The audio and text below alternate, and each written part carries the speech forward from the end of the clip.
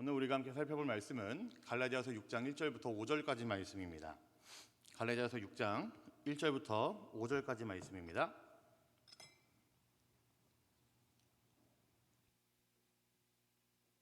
네, 우리 한 절씩 같이 보도록 하겠습니다.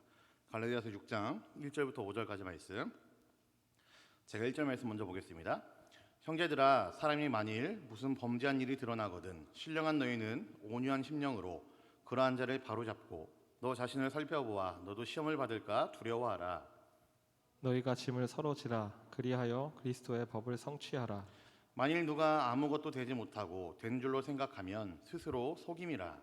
각각 자기의 일을 살피라. 그리하면 자랑할 것이 자기에게는 있어도 남에게는 있지 아니하리니. 같이 보겠습니다.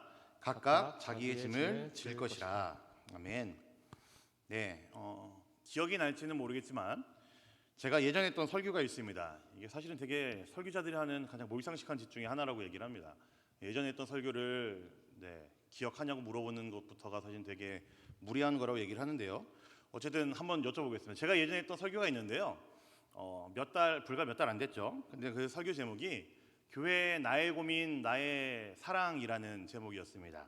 제가 그 설교를 좀 하면서 제가 어떤 그 책에서 이 제목을 따왔다라고 말씀드렸었습니다. 바로 필립 얀시라고 하는 기독교 저술가가 있는데 이 필립 얀시가 쓴 책 중에 교회 나의 고민 나의 사랑이라는 책이 있습니다. 제가 이 책을 너무나 좋아하고 사랑하기 때문에 이 책을 읽으면서 좀 정리한 내용들을 좀 가지고 또 제가 묵상한 내용들을 가지고 한번 설교를 한 적이 있습니다. 물론 책에 있는 내용도 제가 상당 부분 많이 활용을 했었죠.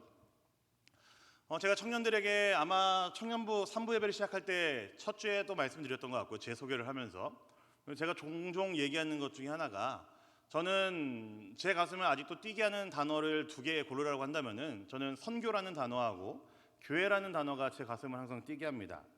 저는 항상 교회에 대해서 관심이 있고 교회에 대해서 고민이 항상 많이 있습니다. 물론 모든 성도들도 그렇고 모든 신학자들 그리고 모든 목회자들이 그러겠지만 저는 정말로 교회에 관심이 많이 있습니다. 고민도 많이 있고요. 이걸 아마 일종의 목마름이라고 해도 틀리지 않을 것 같습니다. 굉장히 여러 교회들을 거쳐오면서 교회에 대한 치열한 고민도 많이 해봤었고 교회가 어떤 곳인가 어떤 공동체여야 되는가에 대한 고민을 저는 계속해서 해왔습니다. 어떤 교회가 아름다운 교회인가, 어떤 모습이 정말 교회다운 모습을 갖고 있는 것인가 라는 고민들을 저는 항상 해왔다라는 이야기입니다. 물론 이런 고민들은 교회를 향한 고민이기도 하고요, 밖을 향한 고민이기도 하고요, 동시에 저 스스로를 좀 돌아보면서 내가 어떤 교회로 서 있어야 되는가에 대한 저 스스로의 다짐도 하면서 어쨌든 저의 큰 생각의 가장 큰 덩어리 중에 하나입니다. 그래서 지금 이런 고민이 있었기 때문에 지금도 이런 고민을 제가 하고 있기 때문에 방금 말씀드린 필립 얀시의 이 책이 저에게 너무나 큰 도움이 되었습니다. 우리 청년들도 기회가 된다면 꼭 한번 읽어보시면 좋겠습니다. 아주 얇은 책이고 금방 읽을 수 있는 책입니다. 많은 사람들이 교회에 갖고 있는 오해가 있습니다. 그게 무엇이냐면은 교회는 완전한 사람들만 모이는 곳, 교회에서 실수하는 것은 너무나 나쁜 짓이고 교회 안에는 선한 사람들만 모여 있어야 된다라는 오해들을 간혹 하곤 합니다.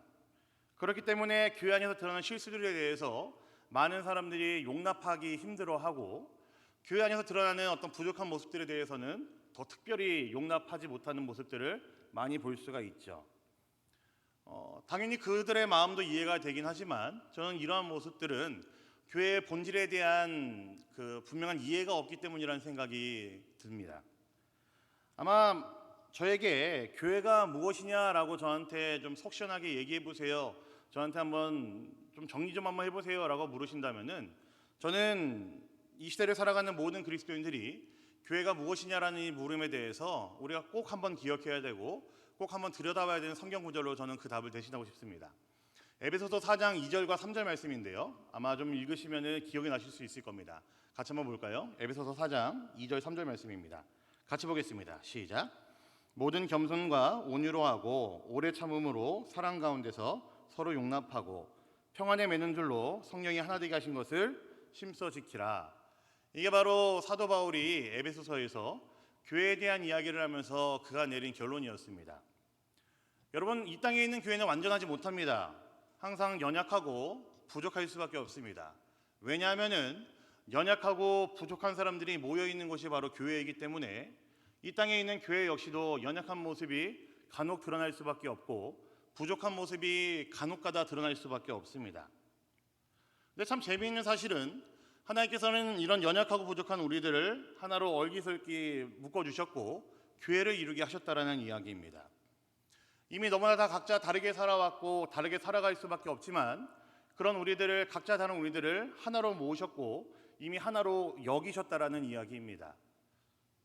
그렇기에 교회의 주인 되신 하나님께서는 이 교회에게 그리고 예수 그리스도의 제자로 살아가는 우리들에게 원하시는 것이 있다고 한다면은 하나 되게 하신 이 교회를 우리가 이루어가는 것, 하나를 깨트리지 않고 우리가 서로를 용납하고 참아주면서 그 안에서 서로를 사랑하고 이 교회를 이루어가는 것이 바로 하나님이 원하시는 모습이라는 것이죠.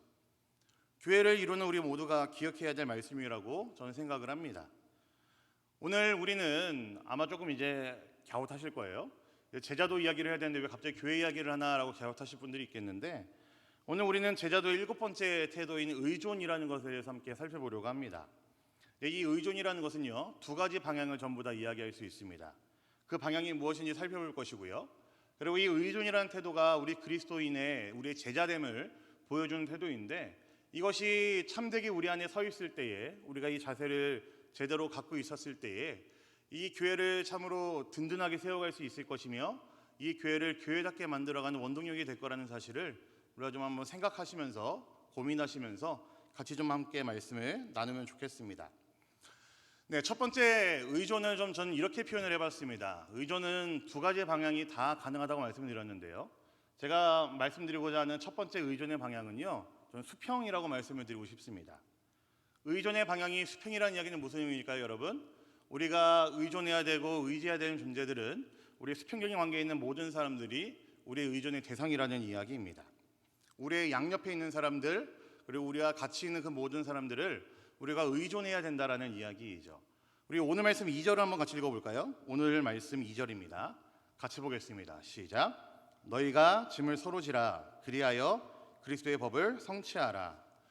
여러분, 예수 그리스도를 믿는 사람들, 예수 그리스도를 따르는 사람들, 예수 그리스도의 제자들은요, 혼자만 독불장군처럼 살아가는 사람들이 절대로 아닙니다. 혹시나 그렇게 오해하시는 분들이 있으셨습니까? 어차피 예수 믿고 천국 가는 것은 내가 해야 될 일이니 나만 잘하면 되지라는 생각으로 살아오신 분들이 있으십니까? 절대로 그렇지 않습니다. 예수 그리스도의 제자는요, 독불장군처럼 혼자 살아가는 사람이 절대로 아닙니다.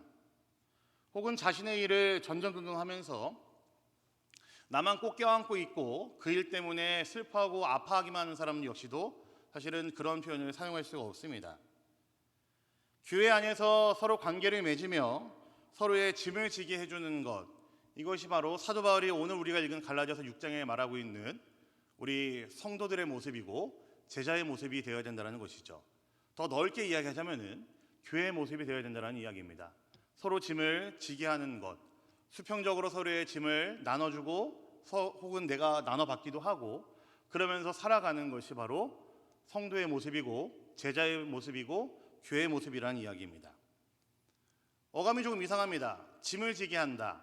그리고 그것을 서로 그렇게 하라라고 표현을 하고 있습니다. 근데 제가 방금 전에 말씀드린 것처럼 사도 바울이 답을 내리고 있는 것은 이것입니다. 그런데 이것이 교회의 모습이어야 되고 예수를 믿는 사람들의 모습, 예수를 믿는 사람들의 모임에서 가져야 되는 모습이 바로 이 모습이어야 된다는 이야기이죠. 다른 사람이 지고 있는 그 무거운 짐을 봤을 때에 나 몰라라 하지 않습니다. 다른 사람의 마음이 무너져 있는 것을 봤을 때에 그것을 모른 척하지 않습니다.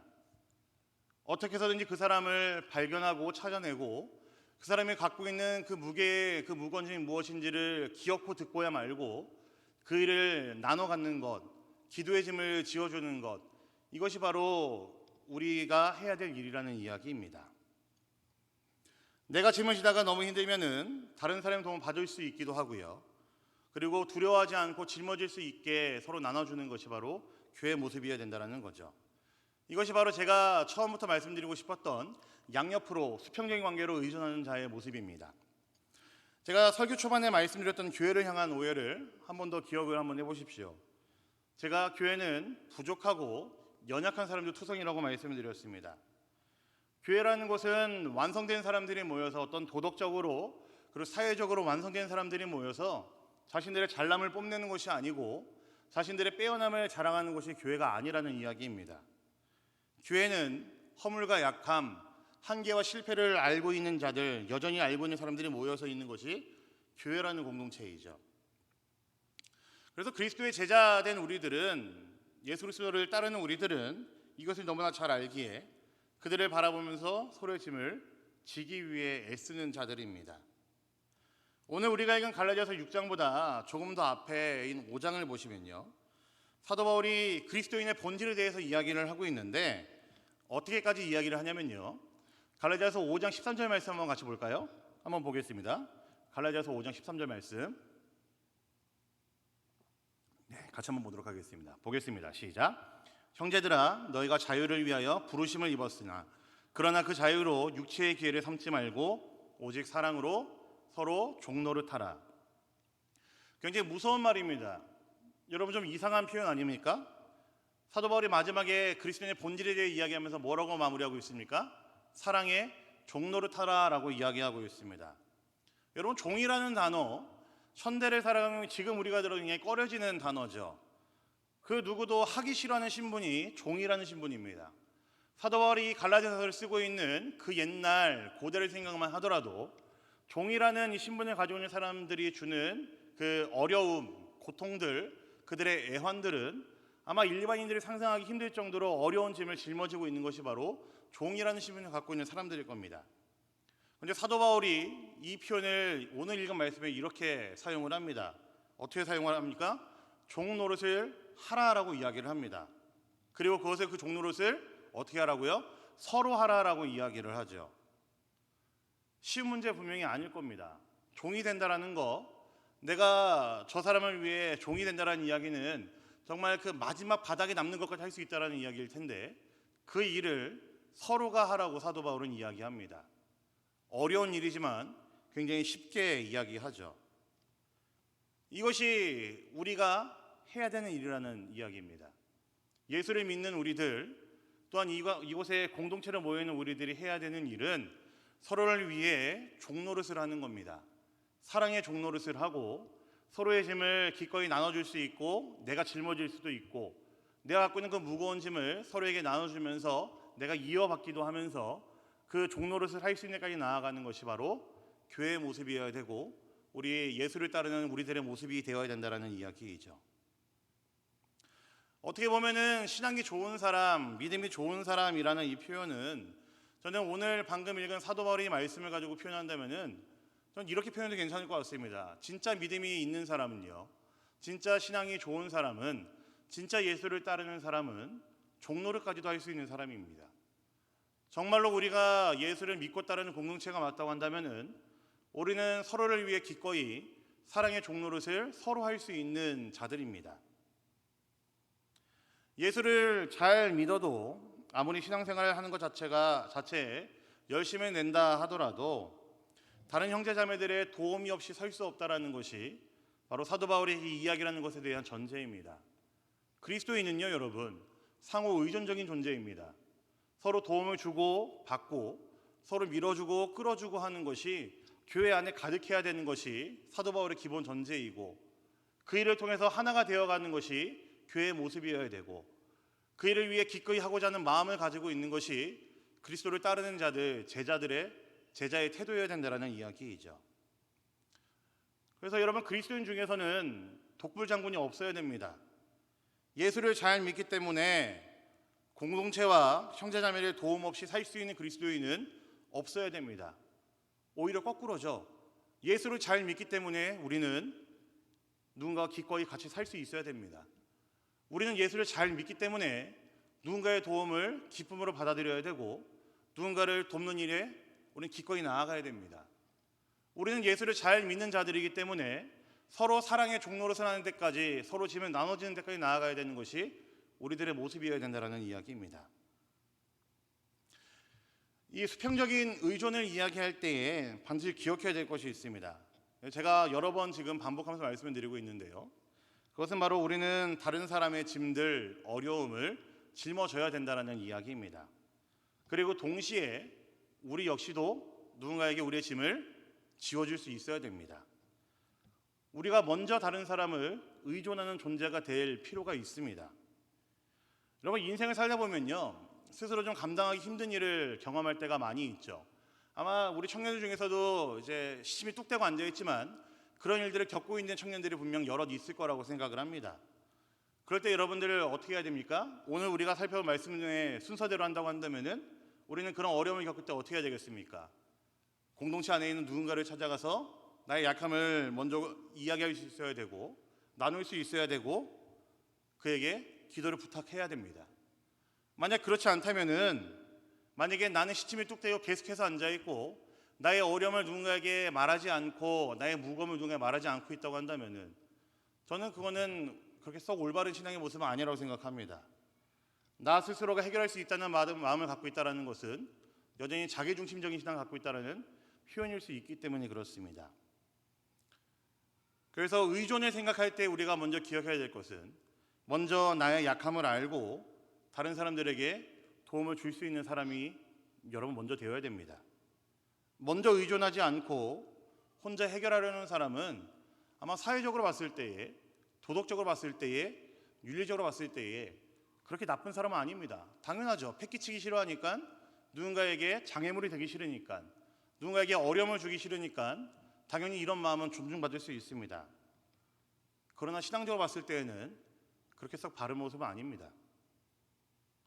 우리가 잘 분별해야 될 필요가 있습니다.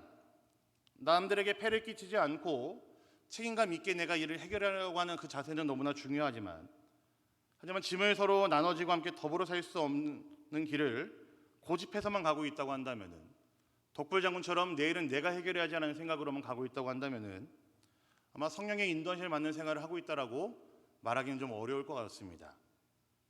나의 연약함을 꽁꽁 숨기려고 하는 것, 나의 어려움을 나의 공동체 안에 이야기하지 않고 나 혼자만 안고 가려고 하는 것, 그렇게 건강한 모습은 아닙니다. 진짜 건강한 신앙인은요, 나의 연약함들, 부족함들을 인정하고 기도를 요청하고 함께 감당해 가는 것입니다. 누군가에게 부탁을 하면서 나의 연약함을 이야기하면서 같이 기도의 짐을 짊어달라고 부탁을 하는 겁니다. 그리고 그런 형제 자매들을 볼 때 내가 더 애쓰면서 그들을 돕기 위해 나아가는 것, 품고자 노력하는 것이 진정한 제자의 모습입니다. 제 이야기인데, 어제 저희 임원들이랑 같이 올 한 해 좀 결산을 하면서 이야기를 좀 나누었습니다. 그래서 한 해 했던 사역들 이야기하고 각자 좀 어떤 사역들을 제일 인상 깊었었는지, 혹은 어떤 마음으로 어떤 자세로 1년 사역을 진행했었는지 그런 이야기를 했었는데, 전 임원들의 고백들이 너무나 감사하고 좋더라고요. 제가 사실은 여러분 이제 티가 잘 안 날지 모르겠는데 제가 잘하는 것이 사실은 그렇게 많지 않습니다. 모르셨죠? 네, 저는 사실 잘하는 게 많이 없어가지고 저는 그래서 여기저기 도움 요청을 많이 합니다. 아주 이제 단적인 예를 들자면은 전 찬양을 되게 못합니다. 음악적인 그 소양이 전혀 없는 사람이에요. 그래서 저는 우리 박정일 강사님 없으면은 3부 예배를 저는 이제 드릴 수가 없어요. 설교를 하기 전에 제가 좀 마음 놓고 이제 찬양인들 부탁드릴 수 있는 저의 도우미가 되어줄 수 있는 분도 없고요. 제가 못하기 때문에, 제가 잘하는 사람이면 그런 도움 요청을 안 하는데 제가 못하기 때문에 저는 박강도사님 없으면은 사실 예배를 드릴 수가 없습니다. 또 저는 꼼꼼하지 못합니다. 근데 올 한 해 저와 같이 여러 사역들을 진행한 우리 임원들은요, 정말 하나같이 4명 다 꼼꼼합니다. 그래서 제 이 친구들의 도움을 너무너무 많이 받았어요. 물론 지금이야 웃으면서 이야기하지만, 다 끝나고 웃으면서 이야기하지만 아마 이 4명이 저 때문에 아마 일을 바득바득 알면서 사역들을 했을 거라는 그런 걱정이 좀 들기도 합니다. 잘하는 게 너무 없습니다. 그래서 이런 사람들의 도움이 없으면은 저는 할 줄 아는 것이 별로 없는 그런 사람입니다. 근데 제가 이들보다 그나마 좀 더 낫다고 생각하는 것은, 그래서 제가 우리 임원들보다는 운전을 좀 더 잘합니다. 운전할 때 많이 힘들지도 않고요. 힘도 제가 이들보다 조금 더 셉니다. 그래서 무엇인가 일을 할 때 굳은 일이라든지 무거운 것을 들거나 어디 이동해야 되는 일이 있으면은 제가 우리 임원들보다는 먼저 운전하면서 나아갈 수 있고, 무거운 것들은 제가 들면서 이동시키거나 옮겨줄 수 있는 힘은 제가 갖고 있습니다. 여러분, 이게 공동체에, 제가 너무 단편적인 예만 들었는데요, 이게 바로 공동체의 모습이어야 된다는 거죠. 내가 부족한 것이 뭔지 알고 요청할 수 있어야 되고, 그것에 대한 도움을 받으면서 내가 저 사람이 없는 것에 대해서 내가 기꺼이 할 수 있어야 되고, 서로가 서로의 종노릇을 해가면서 짐을 지어가면서 함께 세워가는 것이 교회의 모습이어야 된다는 이야기입니다. 우리의 모습이 되어야 된다는 이야기이죠. 예수를 믿는 사람들, 예수의 제자된 우리가 가져야 되는 태도이고 자세여야 된다는 이야기입니다. 여러분, 우리 기독교 신앙에서는요, 홀로서기, 독불장군이라는 단어는요, 이런 자세는요, 우리가 피해야 될 자세입니다. 여전히 나 스스로가 내 인생의 주인이고 자기중심적인 신앙을 갖고 있다는 것에 대한 표현이 저는 홀로서기, 독불장군이라는 표현이라고 저는 생각을 합니다. 교회는 혼자서 잘난 맛에 굴러가는 공동체가 절대로 아닙니다. 때때로 맨파워가 필요하긴 하지만 절대로 우리 하나님께서 이 교회를 이 땅에 세우셨을 때에 누구 한 사람 때문에 교회가 잘 되고 못 되고를 결정하게끔 하시지 않았습니다. 교회는 서로가 서로에게 짐을 지어주면서, 짐을 지기도 하면서, 서로가 서로에게 종노릇을 해가면서, 사랑의 종노릇을 해가면서 세워나가는 것이 바로 교회의 모습이어야 됩니다. 그렇지 않으면 살 수 없다라는 연약한 마음을 가지고 있는 사람들이 모여있는 것이 교회여야 됩니다. 이것이 교회의 핵심이고요, 서로 더불어서 함께 자라가는 것이 교회의 모습이라는 이야기입니다. 제가 지금 의존의 첫 번째 방향을 수평만 이야기를 했었죠. 한 가지 방향이 더 있습니다. 좀 이야기를 좀 길게 했었는데 한 가지 더 남은 의존의 방향은 그 다음 방향은요, 어디일까요? 수직적인 방향입니다. 그리스도의 제자된 우리가 철저히 의존해야 되는 것은요, 우리 양옆에 있는 우리 형제자매들, 우리의 공동체여야 되지만 한 가지 더 우리가 봐야 되는 방향은 수직, 우리 하나님이라는 사실입니다. 두말할 필요가 없죠. 하나님을 철저히 의존하는 것이 예수를 따르는 제자들의 분명히 갖고 있어야 되는 모습이고 교회가 가져야 되는 모습입니다. 그리스도인은, 그리스도를 따르는 사람들은 하나님 아버지를 철저히 의존하는 사람들입니다. 우리의 삶에 있는 모든 것들이 하나님 것임을 알고 고백하는 것이 우리 예수의 제자된 우리들의 모습이라는 것이죠. 여러분, 마태복음 18장 3절 말씀 보시면요, 이런 표현이 있습니다. 한번 같이 볼까요?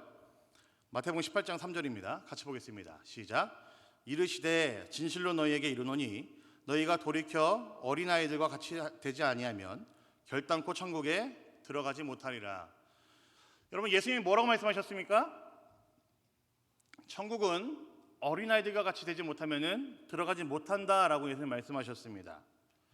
여러분, 이것이 무엇을 의미하는지 아십니까? 아직 아이들을 좀 안 키워보셔서 모를 수 있겠지만, 공감이 안 될 수도 있겠지만, 예수님이 말씀하신 이야기는 이겁니다. 아이들이, 어린아이들이 부모님만을 의지하고 부모님만을 찾는 것처럼, 부모님 없이는 못 산다라고 그렇게 안겨있는 것처럼, 달라붙는 것처럼 너희가 하나님을 절대적으로 의존하지 않으면은 하나님 나라에 들어갈 수 없다라는 이야기를 예수님이 아주 단편적으로 얘기하고 계신 겁니다. 아이들은 부모님 없으면 살 수가 없습니다. 아이들은 항상 부모님을 의존합니다. 아이들이 부모님을 의존하는 것처럼 예수를 믿는 너희들이 하나님을 의존하지 않으면은, 하나님 붙들고 살지 않으면은 천국에 들어갈 수 없다라고 이야기하고 계시는 것이죠. 제가 예전에 유리만 있었을 때, 첫째인 유리만 이제 키울 때에 그 전에 사역하던 교회는 이제 서울에 있었습니다. 그래서 좀 어느 정도 기간은 교회 안에 있는 사택에서 저희 가족들이 좀 살았었습니다. 근데 아무래도 강남에 있다 보니까 아내도 이제 그때는 알바를 조금 할 때였었는데 월요일 같이 쉬는 날에는 제가 이제 교회 안에만 있다 보니까 아이랑 좀 뭔가 시간을 보내야 되고 좀 놀아야 되는 좀 그런 요구들이 들어올 때가 있었어요. 그래서 이제 어디를 갈까 하다가 뭐 이제 강남 한복판 나가봐야 뭐 카페밖에 없고 사람들만 많이 있으니까 교회 바로 앞에서 이제 버스를 타고 강남의 교보타워에 있는 교보문고를 제가 아이를 데리고 종종 갔었습니다. 근데 거기는 이제 가보신 분은 아시겠지만 강남이라는 그 땅은 자차를 가지고 가면은 굉장히 심하게 고생하는 곳이죠. 주차할 곳도 찾기 힘들고 차도 많기 때문에 다니기 힘든 곳이잖아요. 그래서 항상 이제 버스를 타고 이제 아이와 같이 이제 교보타워를 갔었는데, 교보문고를 갔었는데 이 녀석이 버스 안에서 진짜 한 대 쥐어받고 싶을 정도로 막 여기저기 사람들 아는 척하고 막 여기저기 움직이려고 그러고 버스가 이렇게 왔다 갔다 하는 그 위험한 순간에도 이 이 녀석이 막 자기 마음대로 돌아다니려고 합니다. 그래서 이제 안고 있고 잡고 있다가도 진짜 열받아서 한데 이제 쥐어받고 싶을 때가 한두 번이 아니었었는데, 이게 정말 내 딸이 맞나 싶을 정도로 이제 미운 짓을 할 때가 한두 번이 아니었었습니다. 근데 이래 그런 마음을 갖고 있다가도 이제 버스에서 딱 내려서 이제 교보문고까지 좀 걸어가는 그 사이에 제 마음이 확 풀립니다. 이게 그 버스 안에서는 말도 안 듣고 칭얼대고 이제 말썽만 부려갖고 이거 내 딸이 아니면 좋겠다는 생각을 잠깐 했다가도 버스에서 내려서 그 잠깐 가는 그 길거리에서 이제 그 마음이 싹 풀립니다.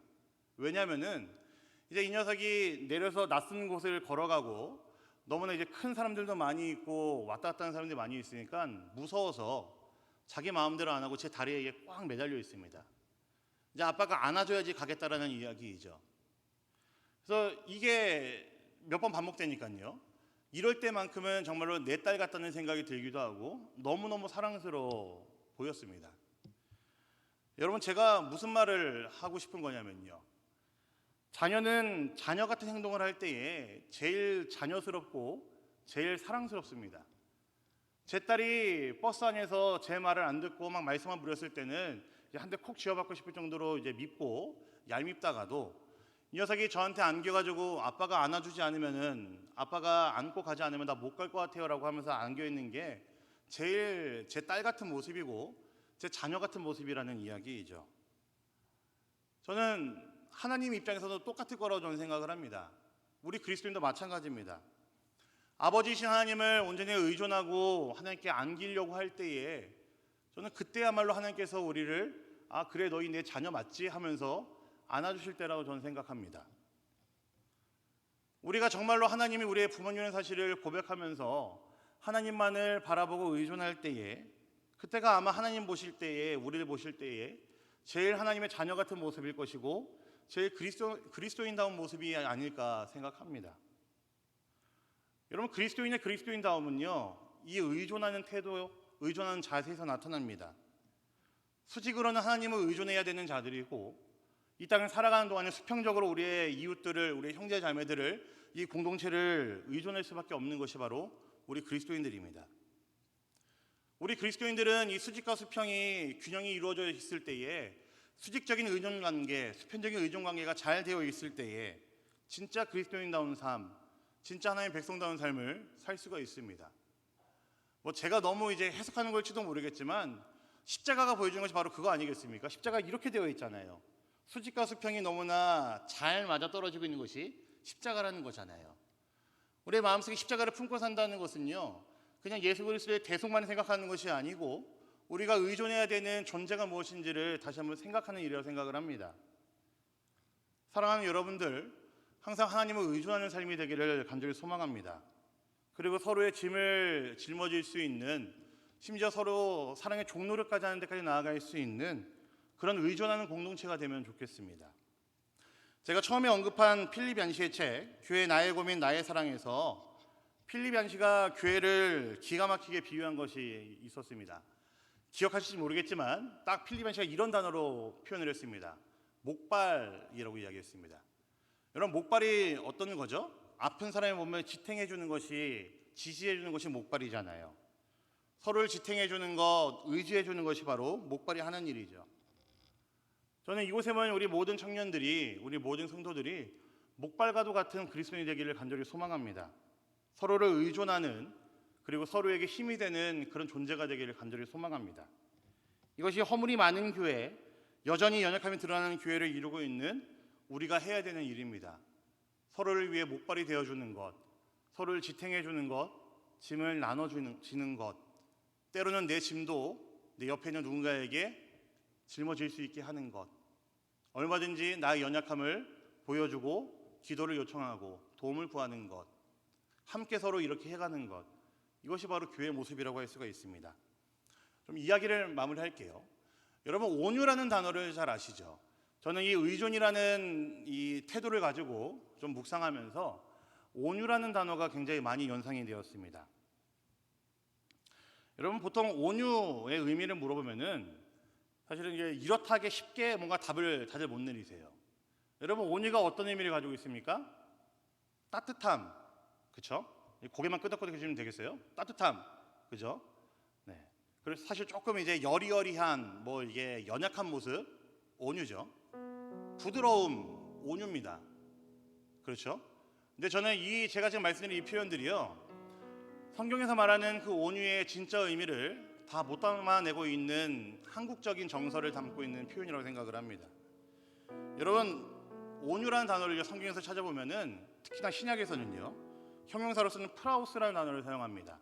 그리고 명사로는 프라우테스라는 단어를 사용합니다. 뭐 이런 거는 뭐 귀담아 듣지 않으셔도 되고요, 기억하지 않으셔도 됩니다. 근데 이 단어들이 갖고 있는 의미가 뭐냐면요, 야생동물의 성품을 길들여 놓은 상태를 온유라고 성경에서는 표현을 하고 있습니다. 연상이 되십니까?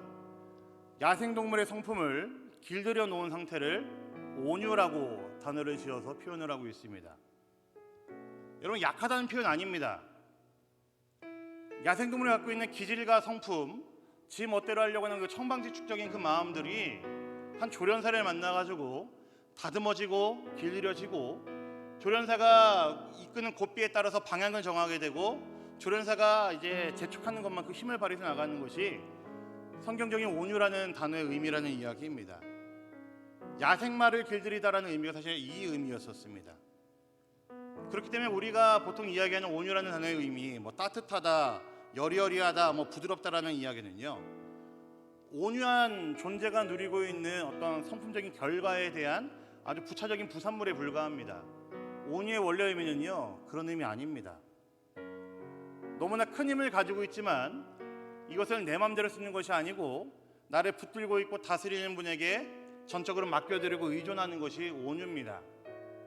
우리가 하나님을 의존한다, 공동체를 의존한다라는 것은 우리가 무기력하게 있고 할 줄 아는 것이 아무것도 없는 이제 손 놓고 있는 상태를 말하는 게 아닙니다.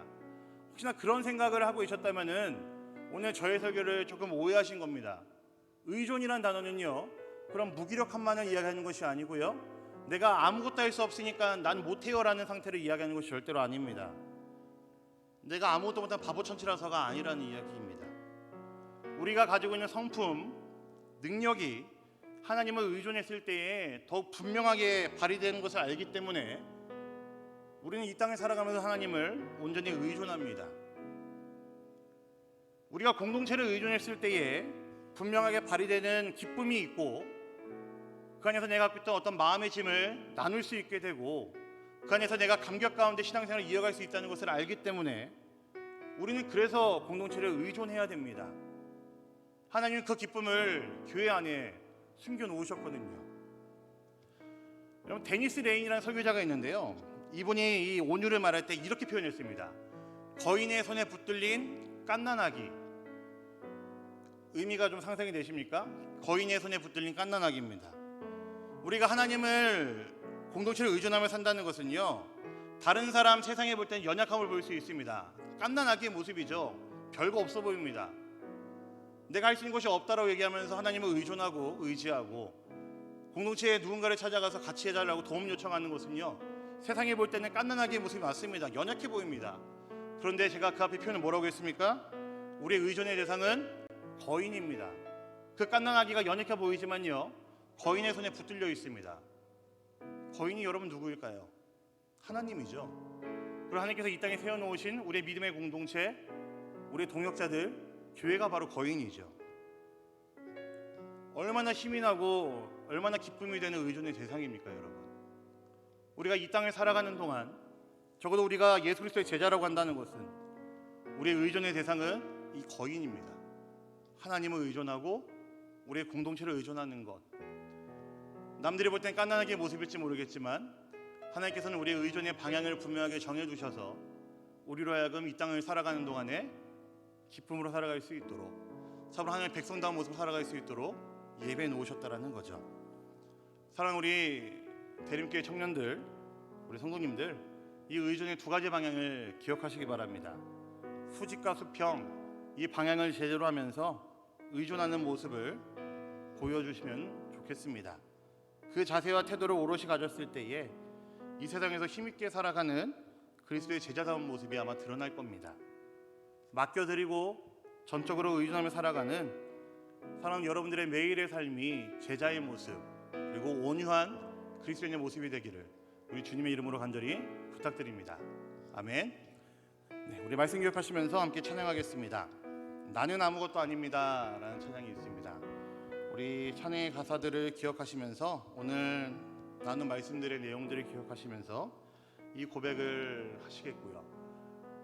우리가 아무것도 아님을 고백하기 때문에 이것은 제가 무기력한 것이 아니고 아무것도 안 하고 있는 상태가 아니라고 했습니다.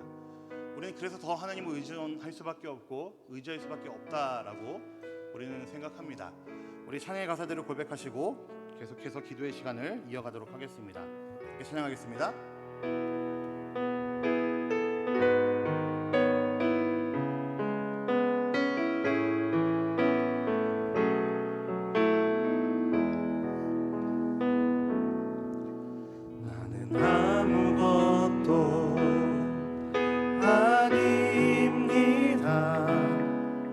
주님의 사랑이 없으면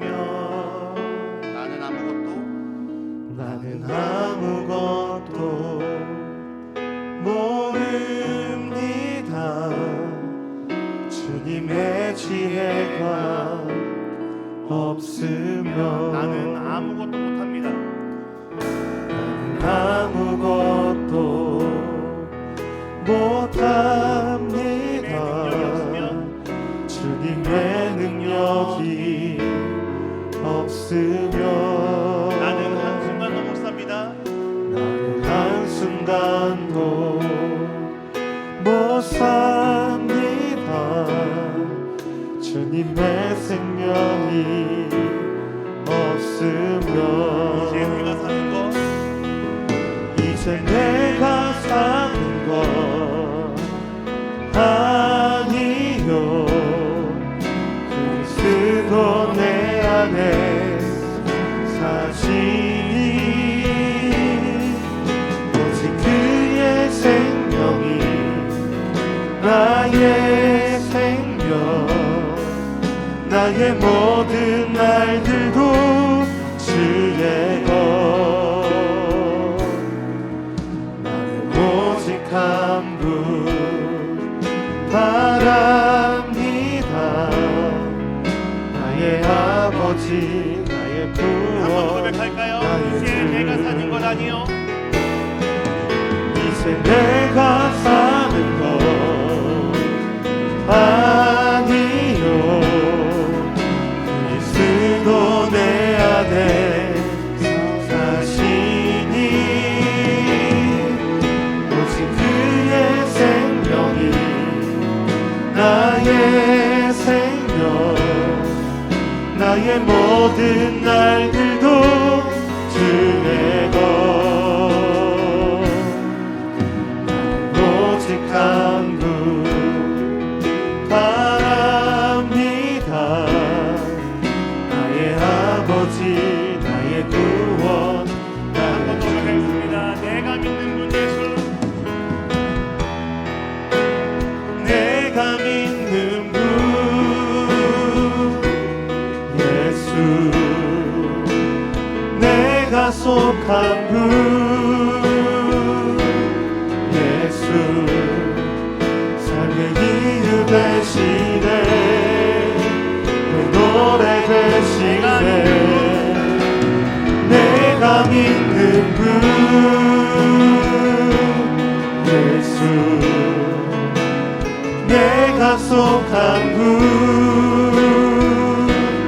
예수 삶의 이유 되시네 내 노래 되시네 내가 믿는 분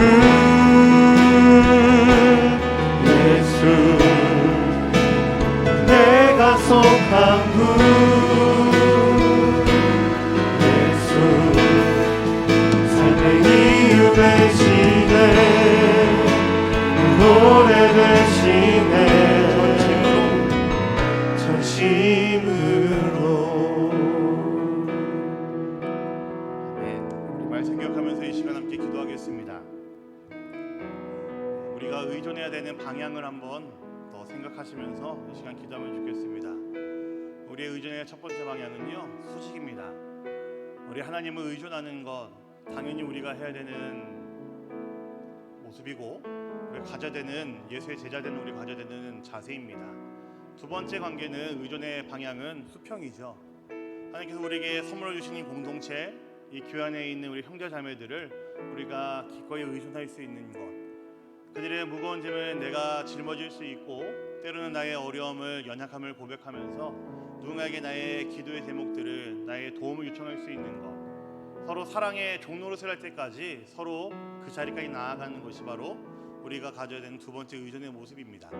우리 시간 함께 기도할 때에 이렇게 기도하면 좋겠습니다. 주님, 내가 이 의존하는 태도, 의존하는 자세를 가지고 살아가는 예수 그리스도의 제자가 되길 원합니다. 참으로 이 땅에 살아가면서 오직 우리 그저 예수 그리스도만을 바라보고 살아가는 인생 되게 하여 주시고, 또한 주께서 허락하신 이 공동체, 선물 주신 이 교회 안에 있는 우리의 형제 자매들을 살피면서 내가 그들과 함께 서로 밀어주고 끌어주고 서로 사랑의 짐을 나눠주면서 이 교회를 든든히 세워갈 수 있는 주의 백성 될 수 있도록 주님 이 시간 나의 마음 가운데 역사해 주시고 나에게 은혜를 주시옵소서.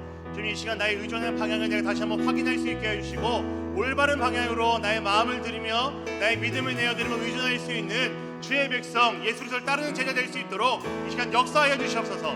우리 그런 간절한 마음을 가지고 이 시간 함께 말씀 기억하시면서 기도하며 나아가도록 하겠습니다. 함께 기도하겠습니다.